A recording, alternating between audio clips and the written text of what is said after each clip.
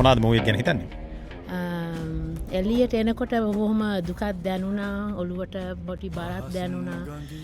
නමුත් කතාවේ මුලින් ඉඳලා අගට යනකම් හරියටම කියන්නේ හොඳට බලනකොට තේරෙනවා ඒ කතාව කොච්චර මේ අර්ථවත් විදියට කියන හැම වචනයක්ම හරිම අර්ථවත් විදියට ඒ කතාවේ තිරපිටපත ලියලා තියෙනවා.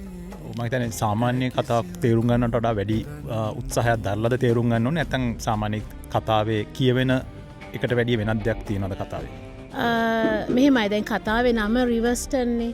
ඉතින් දැන් අපි ඇත්තටම කතාව බලන්න එනකොට රිවර්ස්ටන් කියලා ඒ කතාවට දැම්මේ කියලා මේ පොඩ්ඩක්වත් අදහසක් තිබුණේ නැහැ. නමුත් ටික කියන්නේ අන්තිමට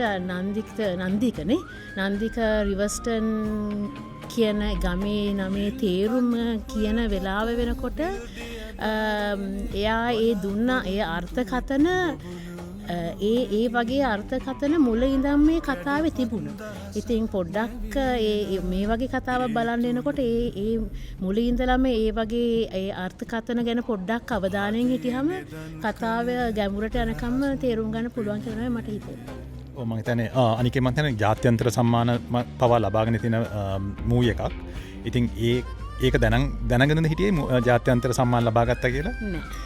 ජාත්‍යන්තර සම්මාන ලබාගත්ත කියලා දැනගෙන නම් හිටියේ නෑ. නමුත් ඒ නළු නිලියන් ගැන දැනගෙන හිටියා.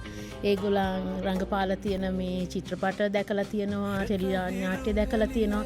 ඒගොල්ලන්ගේ ඒ රංගන හැකියාව දැකලා තිබුණා. ඒ නිසා බොහොම ආසාවක් තිබුණා ඒ චිත්‍රපටය බලන්න. කාගේ රංගපෑමද හොඳයි කියලා කියන්න පුළුවන් නැත්නම් හැමෝගෙම එක වගේ? හැමෝගෙම එක වගේ. නමුත් නන්දිකගේ අර එයාගේ ෆේෂල් එක්ස්ප්‍රෙෂන්ස් එයාගේ ගොඩක්ම ෆේෂල් එක්ස්ප්‍රෙෂන්ස් තමයි එයාගේ තනිකරම තිබුණේ. නමුත් එයා එළියට බහලා රංගපෑමක් කිසිම දෙයක් කරේ නැහැ.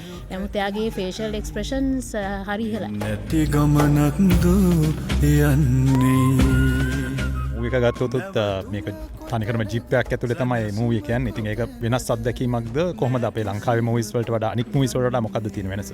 මං හිතන්නේ මීට කලිනුත් වෙනත් චිත්‍රපටවලත් ඒ වගේ පුංචි මේ ස්පේස් එක මං හිතන්නේ චිත්‍රපට කරලා තියෙනවා. මං හිතන්නේ අපි වෙන චිත්‍රපටත් ඒ වගේ දැකලා තියෙනවා. නමුත් මට ඒක එහෙමම දැනුන්නේ නැහැ. දැන් කියනකොට තමයි දැනුනේ මේ එක පුංචි කොටසක නේද මේක කෙරුණේ කියලා.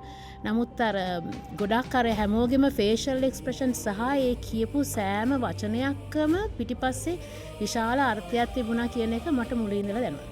ඒතකොට බලන්න ඉන්න කට්ටියට මොනවද කියන්න පුළුවන්? කියන්නේ ඇවිල්ලා බලන්න ඒ කතාවේ ඇතුලේ ලොකු තව කතාවක් යනවා කියලා කියන්න පුළුවන්.